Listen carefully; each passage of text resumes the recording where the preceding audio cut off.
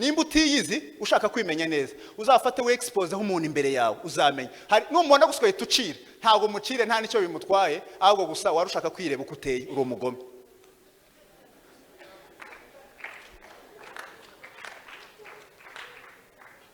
Bashobora kuzamirwa twavuga ngo amen urukundo dukunda abandi bantu niyo ndorerwamo itwereka uko twebwe tubayeho nimba ushaka kwimenya uzafata abandi bantu bashyira imbere gutya uzahita umenya uko uteye namuzamubona abanyarwanda yahura n'umuntu ngo sinza muramutse ukareba iriya ukagira ngo yewe yakuramukije igihe warebye iriya nawe yarebye iriya ugasanga ngo warebye iriya ibyo ntacyo bimaze no sense buriya nta kindi wari ufite gusa bashaka kutwereka uko umeze uko uteye wowe uriwe ni ukuvuga ngo uriya muntu ntacyo wamukozeho gusa yaguhindukiye miriwari yo kukwereka uko uteye Satani akunda abantu basirimba cyane ariko ikintu yanga ni ugusa n'ibyo urimo gukora nibyo Satani yanga kandi ubwenge n'ubumenyi naho biza bitandukanira ubumenyi ni ukumenya uko bivuga ubwenge ni ukumenya uko bikorwa iby'Imana tumenya uko bivuga ariko ntutubikore twaba dufite ubumenyi ariko nta bwenge ariko mu Mana habamo ubwenge bwo kumenya uko bivuga twarangiza tukamenya uko bikorwa igiti cy'imyembe ntago kizi ko imyembe iryoha ntikibizi kuko ntago cyera ngo kizayirye cyera kugira ngo abandi aribo bazarya imyembe none mureke mbabaza rino jambo urimo kwikoza ku muntu ariko kwera bino bintu wakoze uri umukristo ngo ubukristo ni mu mutima ntawe guhakanyisha ibyo wavuze ni ukuri ariko imbuto nazo wazereye imbere tuzarinda tukwasa tuzabanza kukwasa tujye kureba imbuto none wowe wagize ubukristo mu mutima wanereye imbere umuhungu ngo barashe hejuru kubera ubwoba atava ngo ni wamucurike ngo byagenda ngo yaviremo imbere kandi batamurashe ngo ni muncurike na viremo imbere iyo muje gusura usaso ngo ni muncurike wabayige ngo yaviremo imbere kandi batamurashe none twebwe ubwo nubuhe bukristo twagize pastor bwo mu mutima twarangiza tukera n'imbuto mu mutima kandi Yesu yarabwiye ngo se abahanura b'ibinyoma n'abahanura b'ukuri tuzabatandukanya gute ababwiriza b'ubutumwa b'ukuri n'abinyoma tuzabatandukanya Yesu yarabwiye ngo ntabwo bigoye muzabamenyera ku mbuto zawo Satani ntabwo yanga impano z'umwuka Satani nta impano z'umwuka zimutwaye arazikunda anazi ko zinakomeye ariko ntabwo ari washize imbaraga cyane Satani ashize imbaraga ku kintu cyitwa imbuto z'umwuka Satani yanga iki ako turi kumwe ngovuga ngo amen Satani akunda abaririmba cyane arabakunda cyane Satani akunda ko Felix mvi Buganda imbarara nkaza mwivuga butumwa mfite Bibiliya ngatanga amatike ngasiga umuryango Satani arabikunda yabirwanyije abirwanya uko ashoboye wabitsinda waza Satani arahanashize imbaraga cyane ni ugukora ibyo bintu ariko ntuse nabyo nicyo Satani yanga ni ugutera imbuto z'umwuka kandi indirimbo ya 280 mu ndirimbo zo gushimisha Imana some umurongo uri muri Yohana ibice 15 umurongo wa 8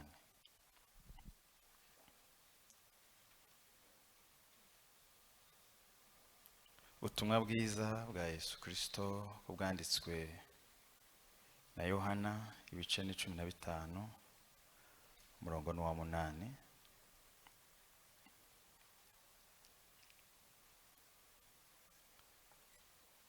some abahageze Bibiliya iravuze ngo ibyo nibyo byubahisha data nuko mwera imbuto nyinshi mukaba bigishwa banje amen ibyo nibyo byubahisha data nuko mwera imbuto nyinshi mukaba bigishwa banje amen turashima Imana ubona mugoroba mwiza Imana itanze tukisanga hano hantu itorero rya Foursquare Imana ibamugisha shimira ubuyobozi bw'itorero hereye ku mushumba mukuru utari mu cyicaro n'abakozi b'Imana baraha mukorana kutwakira no kuduha ikaze no kwemera kubana natwe Imana ibagirire neza tubiha agaciro rwose igihe cyose tuba duhagaze hano turabashimiye kugira ngo umwanya wanjye ntaza kumara ari inshuti n'abavandimwe abakozi b'Imana batandukanye tuziranye bava ahantu hatandukanye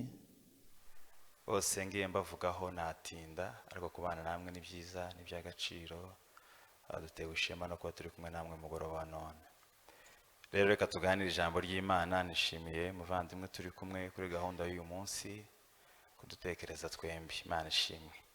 Tuganire ijambo ry'Imana rero. Dushobora kuvuga ngo amen. Imana ishimwe. Nagize igitekerezo maze gusoma rino jambo. Ndavuga ngo wenda wakusangira namwe hejuru iri jambo mutima wanjye wungutse. Rivuga ngo ibi nibyo byubahisha data nuko mwera imbuto nyinshi mwarangiza mukaba abigishwa banjye. Ndacyabona ari abantu bahuze. Tuzamure ibiganza tuvuge ngo haleluya.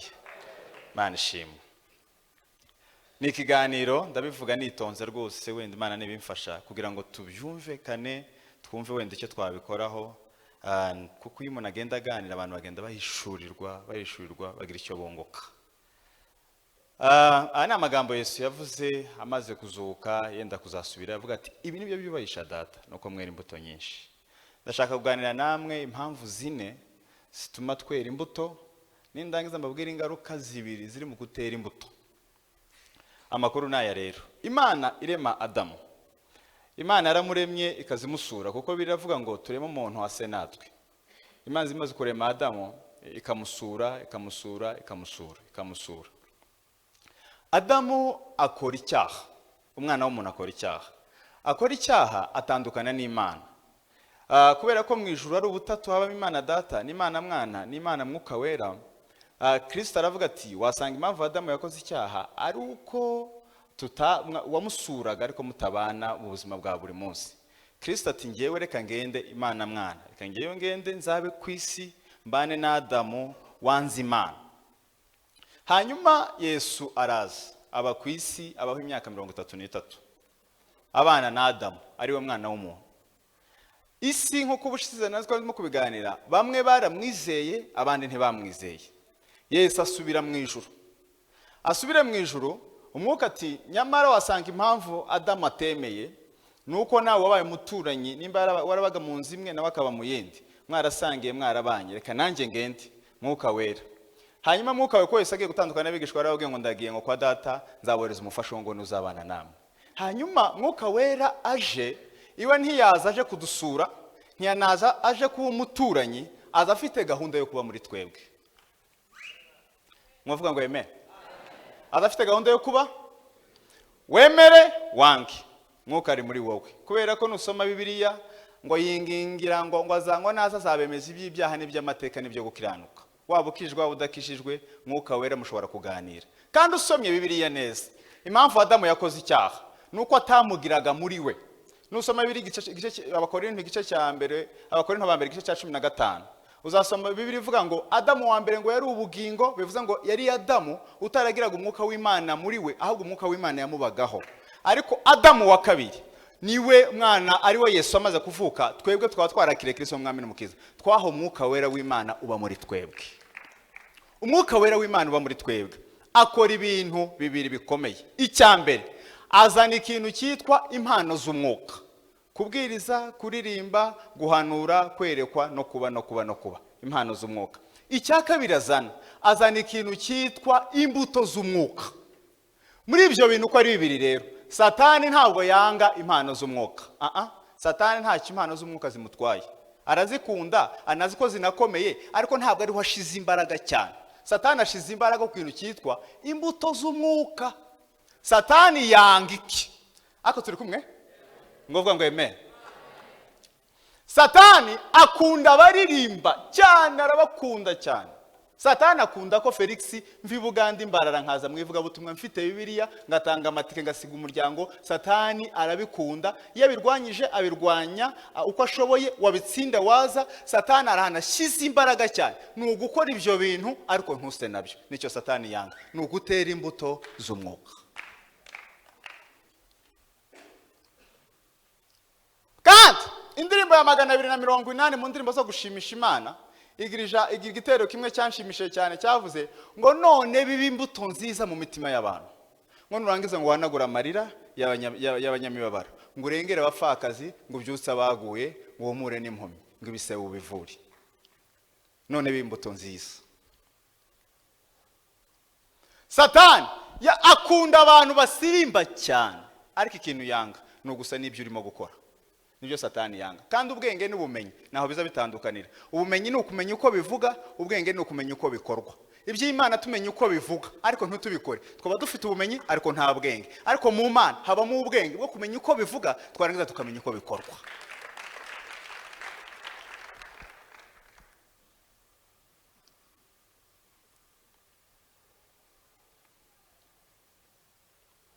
Niyo mpamvu isomye Bibiliya, ikintu cya mbere Bibiliya yavuze, Yesu abwira abigishwa biwe, irabwiye ngo ibi nibyo byubahisha Data. Ikintu cya mbere cyo kwera imbuto cya mbere, ikintu cya mbere cyiza nuko byubahisha Imana. Byubahisha Imana. Imana ibonye umuhungu waririmbye. Ejo bundi naganira n'umuntu bushize pastor, maze kuganira ahangaha, nganira n'umuntu arambwira ngo tuganire wa munsi nkase gutya, arambwira ngo yabonye akazi k'ibihumbi 700. Boss aramubwira ngo kano kazi wabonye Imana iguhumugisha, humura ni njyewe boss uzakabona.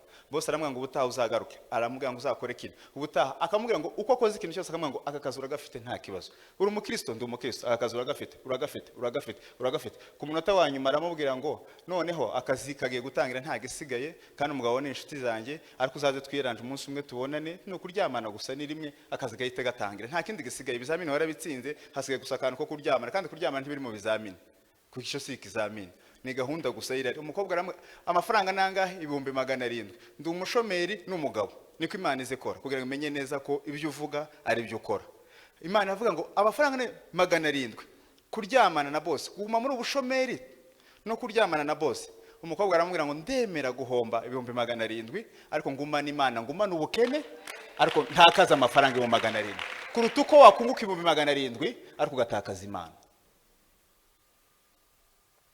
Imana ibonye bene abo bantu rero iranezerwa cyane. Twarakijijwe nta kindi gisigaye. Ntabwo gukizwa buri munsi wazovuga ngo nakire Kristo umwami n'umukiza. Twarakijijwe nta kindi gisigaye. Ariko mu isi twasigajwe n'ikintu kimwe, ni ukugira ngo twere imbuto. Ino si turimo ifite amakouple 5. Abantu bashakana mu buryo butanu. Couple ya mbere ni umugabo ushaka uwundi umugore, iyo couple iremewe.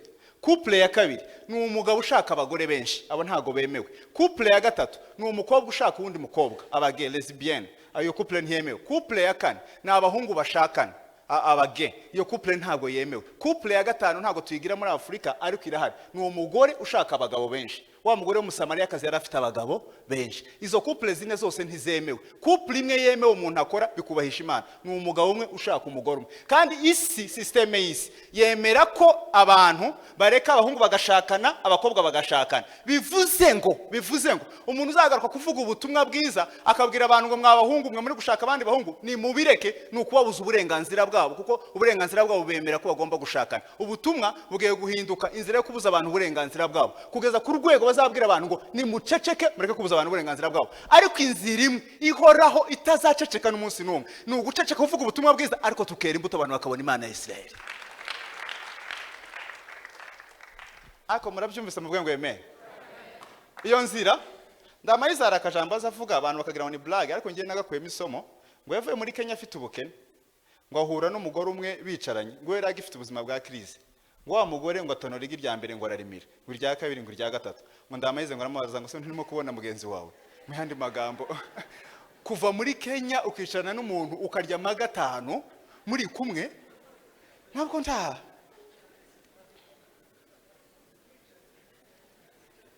Ejo bundi ku rusengero iwacu narabwirije hariho wa muntu w'Amerika ukunda kuza, ako turi kumwe twavuga ngo eme. Ejo bundi ku rusengero iwacu naraganiye gusa hariho umuntu w'Amerika arambwira ngo Felix uramfashije mu $300. Amadolari 30, sorry. Hashira umwanya mu gitondo kimwe arazinduka ahita anyereza amafaranga $200, kandi azinyohereza hafi wa mugana wa muhungu gaze yashize. Urana guhita ubona amafaranga $200 gaze yashize, kandi nta handi hantu uteze. Hari kamera zikubwira ngo kuroza imukadi, niko kamera zikubwira ituzimya telefone ukuroza imukadi kugira ngo ya mafaranga ya urasubijwe, niko kamera zikubwira. Umutima we kandi ari ngiye mwivuga butumwa, umutima ukambwira ngo yetegereza, hari gihe wasanga ari umuntu wayobeje abanza guhamagara, wihangana amasaha 3, 4, 5 ubanza umenye nyine mafaranga, kandi wa mugabo yari yabikoze abishaka. Ndangije nyuma y'iminota ingahe ndaceceka, arampamagara, Felix bite, hari amafaranga wabonye? Tinayabonye, angahe? $200. Ushaka kuzinsubiza? Ndazimusubiza. Ntabwo yatangajwe nuko ntabwo amafaranga $200 ari umuntu w'Amerika ni iwawe. ako yatanga yagiye abwira abantu bose ngo arakini ngo Felix ngo ushaka kuba ari umukristo gukundwa ngo amafaranga yamuyobeje ngo kandi sinamenye ngo arayansubiza noneho tekereza yaza kumenya ko ari nge wayanatwaye yaranampaye n'ayandi ngo yafashijwe nabwirije akanasanga n'ayandi nayayobeje. Ibintu byo byubahisha data nuko mwera imbuto nyinshi. Haleluya! Ibintu byo byubahisha data.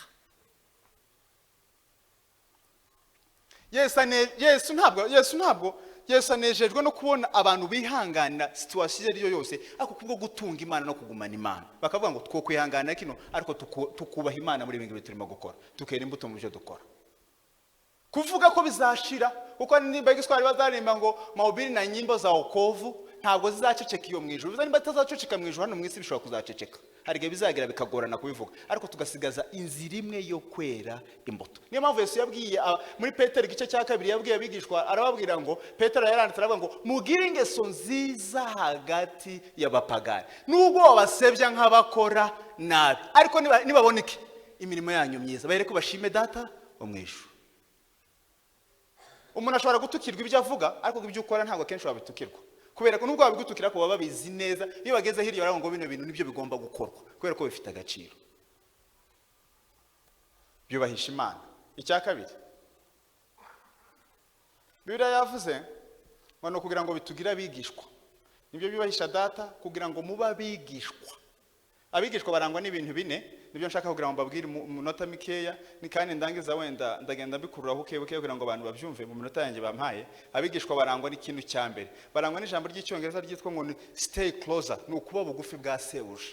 Kuba bugufi bwande bwa Databuja. Databuja ni Yesu Kristo. Kuba bugufi bwiwe ni mu buryo bubiri bw'ijambo ry'Imana no gusenga. Ino Bibiliya murimo kubona ahangaha nayiguze ejo bundi 2020 corona yabaye nayiguze amafaranga 35,000 ahangaha kwa Rando ariko mu minsi 2019 nane mfite iyindi ngiyi naguze amafaranga 15,000 imwe naguze 15,000 indi nyigura 35,000 hari habaye iki kuvuga ngo Bibiliya ihende hari habaye corona nuvuga ngo ibishyimbo byarahenze corona yabaye essence yarazamutse na Bibiliya yarazamutse byose byarazamutse na Bibiliya irazamuka nuvuga ngo byanga byakunda tugomba kubana n'Imana nta kindi suvuga ngo Imana irambwiye ngo uzajya muri Amerika kubana n'Imana ni ibintu bibiri ugomba gukora. Icya mbere ni ugufata igihe cyo gusenga icya kabiri ni ugufata igihe cyo gusoma ijambo ry'Imana. Hano mu mujyi nkunda kubona abantu kuntu bimereye nimuguke tuvuga ngo eme turi kumwe hano mu mujyi Pastor Kado nkunda kubona ukuntu abantu bameze nuko niba ko muri abanyamujyi cyane umuntu afata Bibiliya yiwe Reverend Munyakazi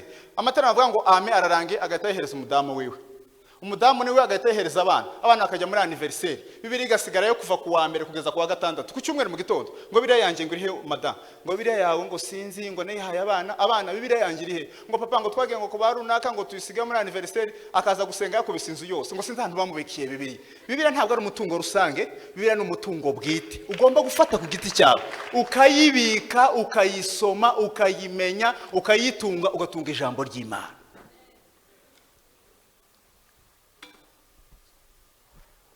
Nimba biravuze ngo ibyanditswe byara byahumetswe n'Imana bigira umumaro wo kwigisha umuntu Bibiliya ibamo ibintu bibiri gusa bikomeye bibiri bikomeye habamo Imana na Felix nta Pastor Kado ntawo nsomamo mwese nta numwe nsomamo somamo Imana gusa ntanasomamo Felix isome umenya Imana ukomeza kuyisoma ukimenya. Niyo mpamvu Yeremiya yavuze ngo umutima w'umuntu urarwaye ariko ntuza wizera gukira ngo nizo ushobora kurondora ngo uretse Uwiteka wenyine. Iyo usomye Bibiliya urimenya warangiza ukamenya n'Imana kandi iyo umuntu yimenya abakosoze kandi ubwenge bwa Satani nubuhe nuko uduhuma ku makosa yacu akaduhumura amakosa y'abandi. Ubwenge bw'Imana nuguhumuka amakosa yawe ukabona guhumuka ku y'abandi.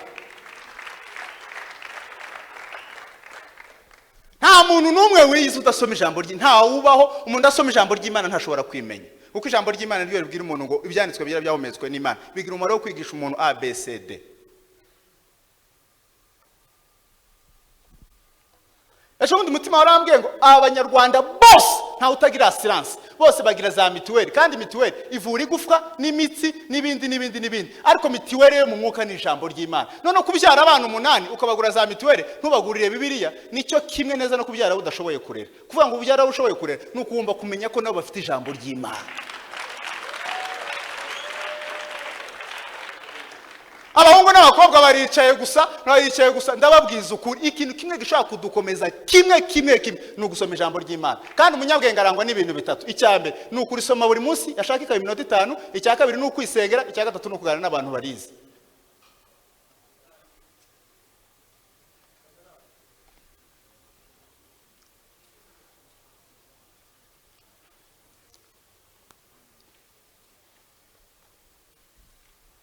nuko byingingira abantu ko musome ijambo rye uzarebe hano mu ikanisa dufaza haleluya pastor nta mwanya wampaye wo gusubizamo usirimbe wo gusubizamo ntenga haleluya kandi ni byiza cyane ariko uzarebe ko ari umunsi bazafa ngo pastor ngo ntiwambwiye ngo nsome bibiri kuko biriya n'ubuzima bwacu bwa buri munsi mbabwira nakandi kantu kamwe ntabwo ari ryo rigomba gufata umwanya munini mu materaniro impamvu rifata umwanya munini mu materaniro nuko ritafashe umwanya munini mu buzima bwacu rifashe umwanya munini mu buzima bwacu twagera hano bagafata umwanya mutoya ariko kubera ko twanze gufata umwanya munini mu buzima bwacu muzareka ryo ritinda rifata umwanya munini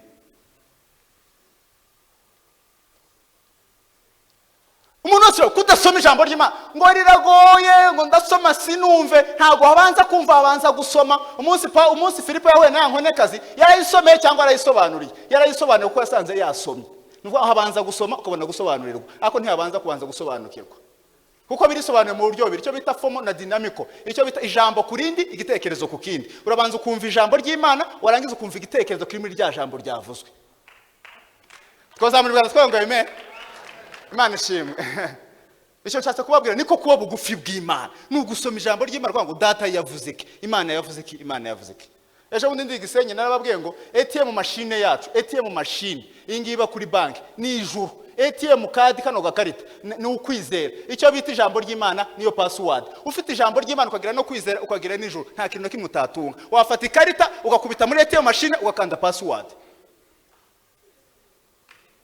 mu ijuru nta kintu kimwe ukenye kitabayo byose bibayo ariko kwa ngo ubibone nuko ugomba kwizera ukamenya ijambo ry'Imana ryavuze niyo password ya ATM kadi yacu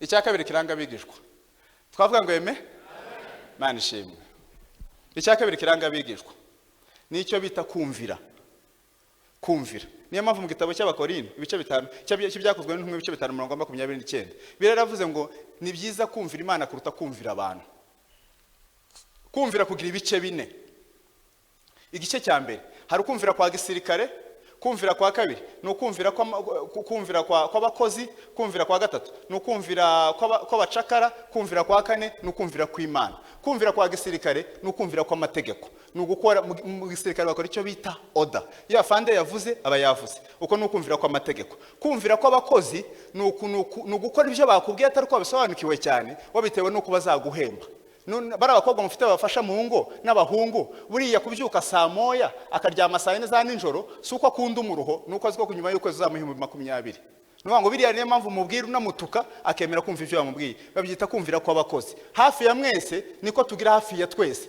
niyo mpamvu ngo amatara atangira saa 4 akarangira saa 7 cyangwa saa 5 kugeza saa 7 ukaza saa 5 n'igice ariko kukaza ukamara imyaka 5 utonda ku gihe hano n'ukuri butahe utawanya amafaranga afatika ariko ku kazi nuko uzataha ufite amafaranga afatika nuko ngo ukora bira byo mu kazi ntabwo ari ukumvira no kubera ibihembo kumvira kwa gatatu nuko abacakara bari bakubitaga cyane bakemera ibyo bavuze kugira ngo bataza kongera gukubitwa hanyuma kumvira kwa kane ni ijambo riba mu bakori muri Yohana ibice 12:15 rivuga ngo niba munkunda muzitondera amategeko yanje n'ukumvira gukomoka mu rukundo dukunda Imana kubera ko dukunda Imana tukemera ibyo yavuze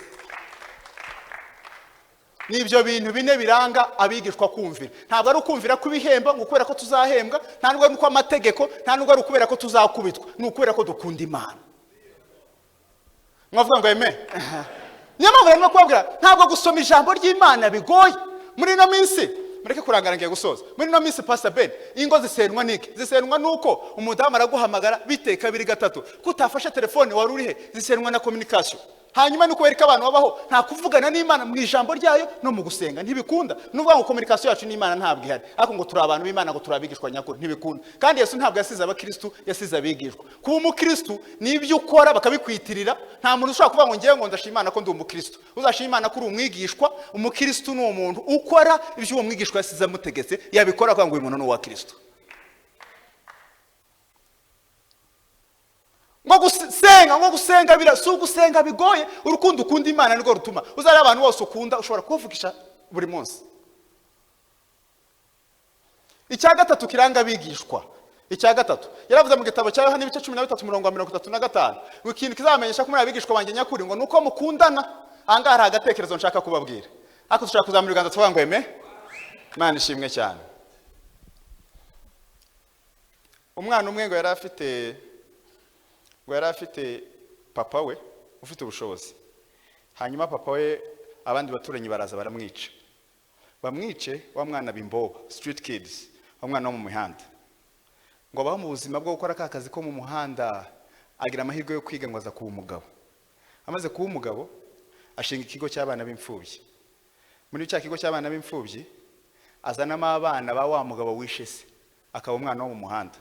Abantu baramubwira ngo kino kigo washinze harimo abana ba wa mugabo wishe so ukaba umwana wo mu mihanda. Haravuga ngo murashaka iki? Ati wakagombye kubirukana. Haravuga ngo hoya ngo kwihorera kwiza ngo gukunda umuntu wakugiriye nabi. Kwihorera no gukunda umuntu wakugiriye nibyo biranga bigishwa no gukundana. Ari jambo rimwe ndi kutatinya ndakuvuga urukundo dukunda abandi bantu niyo ndorerwamo kwereka ko imitima yawe bayeho, niyo ndorerwamo kwereka ko umutima ubayeho. Nimba Ben ashobora kuvuga ngo Felix ngo ndakwanga, Ben ntago amenyesheje ko anyanga ahubwo Ben yirebye. Nuvuga ngo iyo umbonye ugawe unuranyaga wowe uhita umenya ko uri umugome. Nuvuga ngo ngende guhindukiye miriware yo kukwereka uko uteye. Abantu bose wanga ntacyo bibatwaye ahubwo wowe baguhindukiye miriware yo kukwereka ubugome ugira. Nimba utiyizi ushaka kwimenya neza uzafate we expose aho umuntu imbere yawe uzamenya. Hari numubona guswaye tucire ntago mucire nta nicyo bimutwaye ahubwo gusa warushaka kwireba uko uteye uri umugome.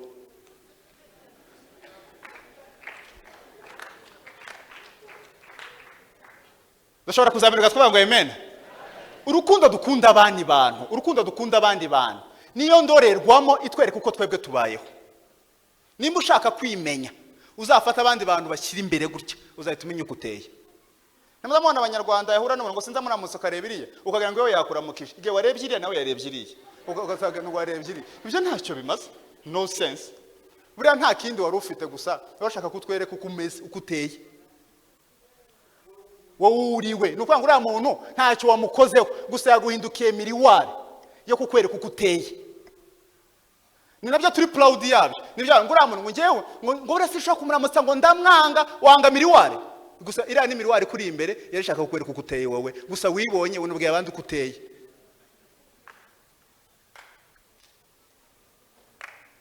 Hari kijambo rimwe ryamfashije cyane zarimfasha cyane.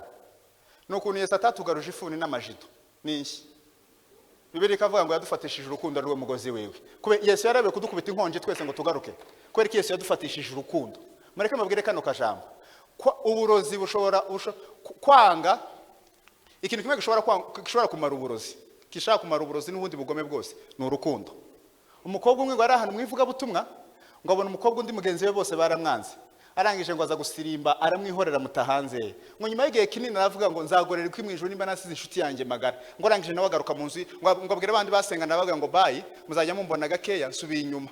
Hari umuntu ngiye kureba agenda abaza wa mwana w'umukobwa ngo se ukora kaye kazi kuburaye no kunywa inzoga n'ibindi. Aramwanga ngo nambaye imbaraga z'Imana adashobora kunsubiza muri ibyo bintu. Ako ngiye kugaruka tuba inshuti ngewe nawe. Nta myenda migufi ariko nzajya nguherekeza. Bakajyana muri lodge. Ugiye gusambana sawa injiramo hari uransanga ahangaha. Wa mukobwa akicara agasambana warangije sawa dutahe. Usigaje iki? Sigaje kunywa inzoga tujyane mu kabari.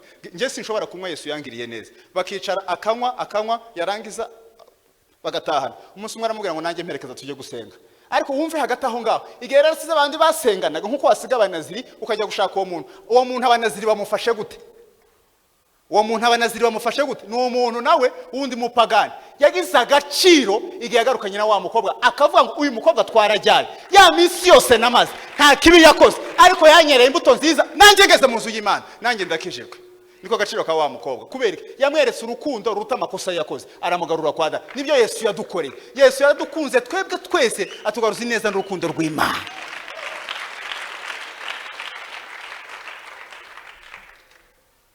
Ibyo nibyo rero bimwe ntashobora gusengeraho. Ntabwo najya muzikika tuma tujya gusenga se. Ako murimo kunyumva neza?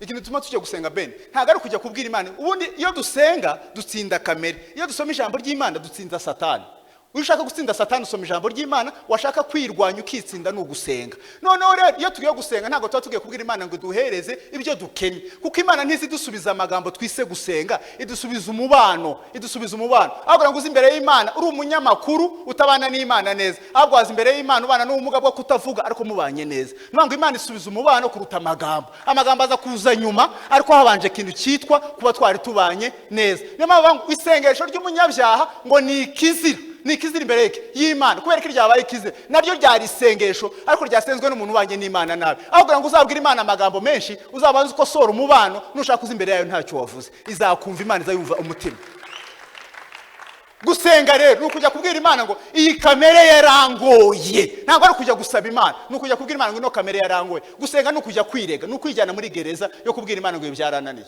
kubera ko kuramya bihindura uramya mu shusho y'uwaramye gusenga bihindura uwasenze mu ishusho y'uwo yasenze ijambo ry'Imana rihindura uwarisomye mu ishusho y'uwo ryanditse none niko turi mu gusenga tugahinduka muri ishusho y'abanyarwanda twagombye guhinduka mu ishusho ya Yesu Kristo twasenze niko twaramya ntiduhinduka mu ishusho y'uwo turamye ahubwo tugahinduka mu ishusho y'abo dushaka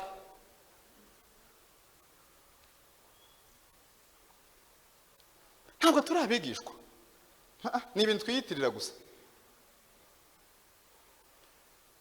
icya kane ni yavuze ngo kugira ngo iki nicyo cyubahisha data nuko mwera imbuto nyinshi mukaba abigishwa banjye kwera imbuto ni intambwe ya kane ituma twitwa abigishwa ba Yesu kwera imbuto mureke mbabaza rino jambo ako turi kumwe twavuga ngo yeme igiti cy'imyembe ntabwo kizi ko imyembe iryoha ntikibizi kuko ntabwo cyera ngo kizayirye cyera kugira ngo abandi aribo bazarya imyembe none mureke mbabaza rino jambo uri mu kwikoza ku muntu ariko kwera bino bintu wakoze uri umukristo ngo ubukristo ni mu mutima ntawaguhakanyije ibyo wavuze ni ukuri ariko imbuto nazo wazereye imbere tuzarinda tukwasa tuzabanza kukwasa tujye kureba imbuto none wowe wagize ubukristo mu mutima wanereye imbere umuhungu ngo barashe hejuru kubera ubwoba atava ngo ni wamucurike ngo byagenda ngo yaviremo imbere kandi batamurashe ngo ni muncurike naviremo imbere iyo muje gusura usasu ngo ni muncurike wabayige ngo yaviremo imbere kandi batamurashe none twebwe ubwo nubuhe bukristo twagize pastor bwo mu mutima twarangiza tukera n'imbuto mu mutima kandi Yesu yarabwiye ngo se abahanura b'ibinyoma n'abahanura b'ukuri tuzabatandukanya gute ababwiriza b'ubutumwa b'ukuri n'abinyoma tuzabatandukanya Yesu yarabwiye ngo ntabwo bigoye muzabamenyera ku mbuto zawo mureke mbabaza rino jambo abana n'abakobwa barimo hano kubera ko nta mukobwa waje gusenga yambaye agatimba nuko nta bukwe wakoze kandi agatimba ni ikanzu kimwe n'ayandi gusa ryabaye selected rabangura ikanzu turukuye mu makanzu yose yo kwisi umuntu uzajya uryambara azaba ari uko yakoze ubukwe gukizwa niki nukuba selected ugakurwa mu magana menshi y'abanyabyaha Yesu yantoranyije magana menshi y'abanyabyaha hari amahugurwa mwari mwatanga hano pasa ngo mwabakobwa mwe ngo dufite amaterano ngo ntihagire umukobwa uzaza ngo yambaye agatimba ngo turabinginze kubera iki nuko mwese muzi ubwenge ko ntawe ushaka kwambara agatimba atakoze ubukwe niyo mpamvu ntago mwakomeje kwigisha abantu imyifatire uzaze wambaye ikanzu rigera aha ngaha umwuka wera w'Imana uba muri wewe ashobora kukwigisha ko wakwambarika aho rigera kuko kutagize ubwe kutambaye agatimba Eglise ntago imyifatire iza nyuma y'imyizerere wagize imyizerere myiza umenye ko ugomba kwifata kugira ngo were imbuto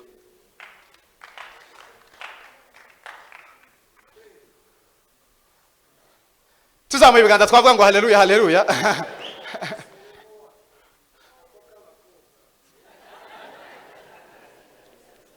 Musabwa naze yagiye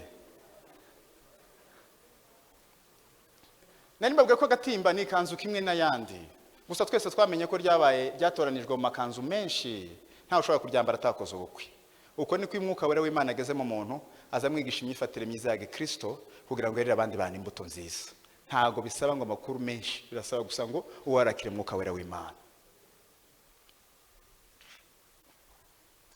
icya gatatu impamvu ya gatatu tugomba kwera imbuto iri mu gitabo cy'Abaroma ibice 2:6 iravuga ngo kuko Imana izitura umuntu wese ibikwiranye n'ibyo yagize gute yabibye umuntu wese azasarura ibikwiranye n'ibyo yagize gute yabibye nukuvuga ngo uyu muntu akennye ibigori ntaza bisengera azabitera iyo umuntu akenye ibishyimbo nta bisengera arabibiba. Muze akamaro k'imvura, imvura nyikundira ikintu kimwe gusa igira cyiza, ibintu byose bitagira. Iza kumeza icyo wateye, n'icyo imvura ishinzwe. Nukuza kumeza icyo wagize gute? Wabibye. Nuvuga ngo nimba warabibye urugambo, nukuri wowe nubona imvura iraguye, uzahita witegura gusarura, uzasarura urugambo kuko warabibye. Imvura ishinzwe kumeza icyo wagize gute? Wabibye. Nicyo nyikundira. Mbabaze kano kantu. Mutekereza ko Imana ishobora kohereza imvura kugira ngo urumogi rumere? Imana yari yohereje imvura kugira ngo here ibishyimbo n'ibigori. Ahubwo gusa kubera ko wateye urumogi nawe yateye agomba gusarura. Ariko intego y'Imana ko ari kumeza ibishyimbo. Nuvuga ngo nawe niyo mpamvu amanyanga yawe n'amakosa yawe cyangwa yanjye n'ayawe cyangwa amafuti yanjye nawe ashobora kurandaranda agakwira isi yose. Ariko intego y'Imana yari yabibye imvura kugira ngo here ibintu byiza twateye mu murimo w'Imana.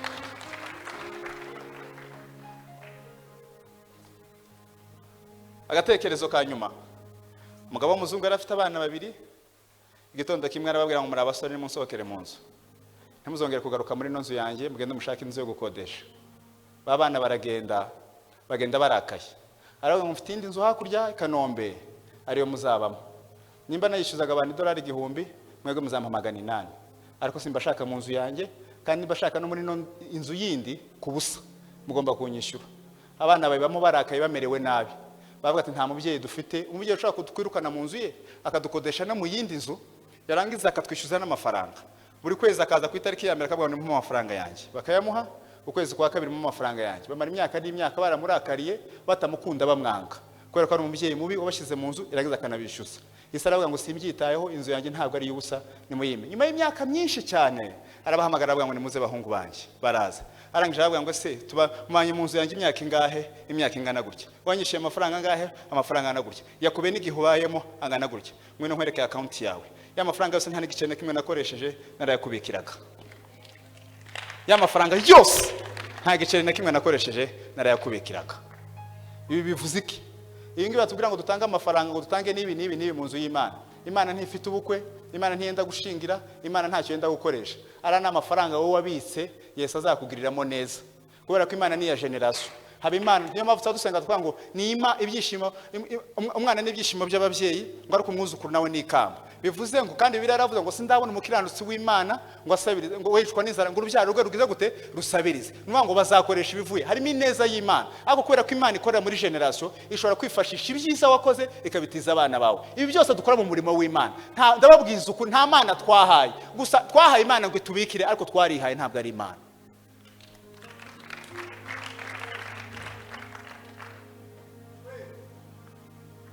Ibasha gukora ibiruta cyane.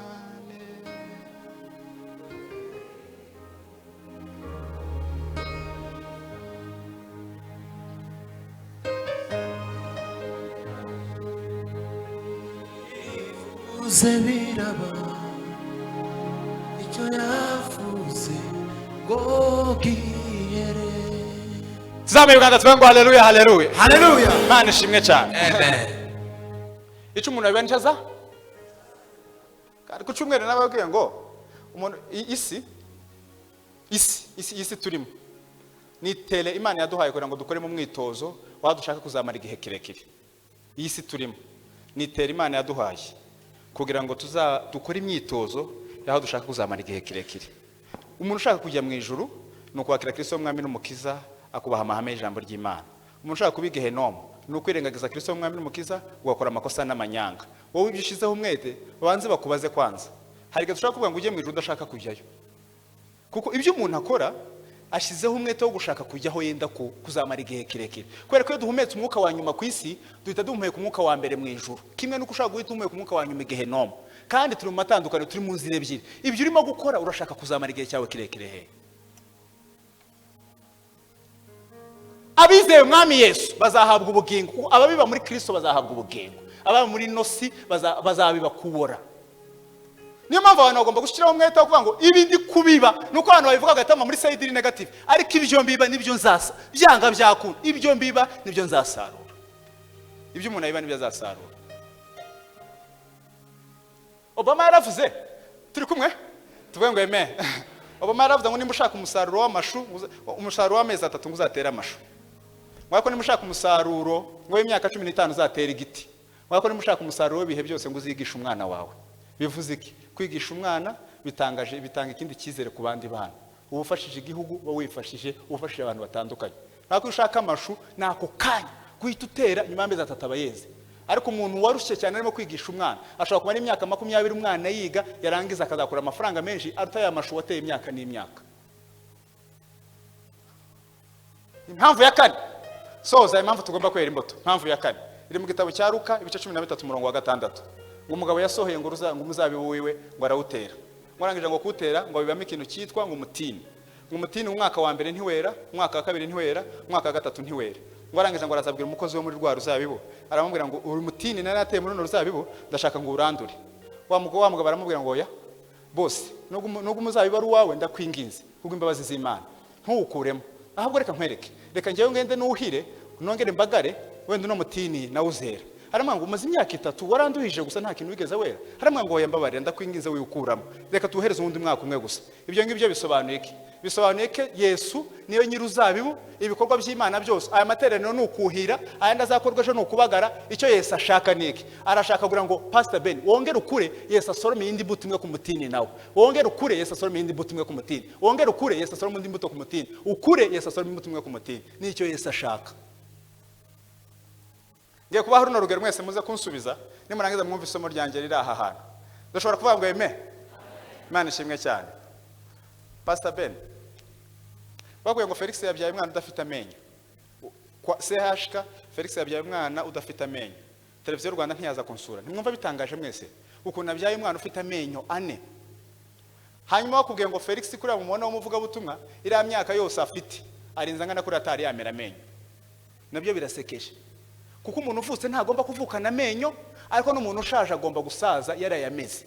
None abamusetse kuba musetse kandi bafite 32 ntabwo ikibazo cyari amenyo. Ikibazo ni ikigero. Umuntu uvutse ntagomba kuyavukana ariko ntugomba gusaza utayameze. Ikibazo ntabwo ari amenyo, ikibazo ni ingano yawe uyafite cyangwa utayafite. Ikibazo ni ingano. Ikibazo rero dufite niki? Suko tutakishijwe n'imyaka tumaze mu nzu y'Imana. Umuntu akimutunga urutoki aho ngo njewe ngo nubwo nakishijwe ngo akiza nakarambika. Abahungu babiri nababwiye ngo mwarakishijwe ngo ndadakishijwe. Ngo arimo kugenda mu nzira ngo mwabwira mugenzi we ngo baradututse. Wa ndukishijwe aravuga ngo akiza ngiye kukarambika ntago nabyihangana ngewe nubwo nakishijwe ntago nkunda abantu bansuzugura. Wa ndaramubwira ngo ngewe nubwo ntakishijwe ngo ntago nshobora kurwana ngo ahubwo wakiza ngo warurambitse ngo reka ngewe ngatore ntako nari mfite. Ati ukarambitse wowe warakishijwe none urakarambitse ngo urwane. Ati ngiye kwera ko ntari ngafite reka ngatore. Mani himbazwe.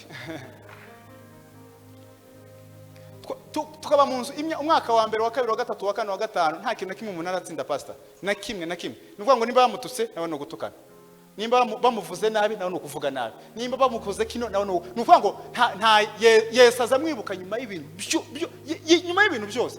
Nta mbuto nimwe amaze imyaka. Nuvuga ngo umeze nk'umwana wavutse ufite amenyo cyangwa umeze nk'umwana nk'umugabo ushaje udafite amenyo. Nuvuga ngo umaze imyaka myinshi mu ikanisa ariko ikigero cyawe kiri cyari hasi.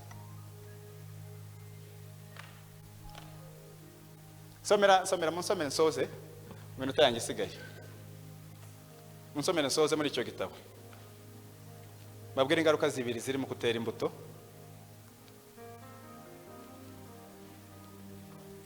Icyo gitabo ibice 15 nari kuhavuga ariko no kugira ngo muhumve. Ibice 15 umurongo wa 16. Umuntu uzi gusoma ikinyarwanda neza umurongo wa 16 ayaho ni ingaruka ebyiri gusa. Ayaho ego konfi ego Yohana 15:16. Umurongo ntumare.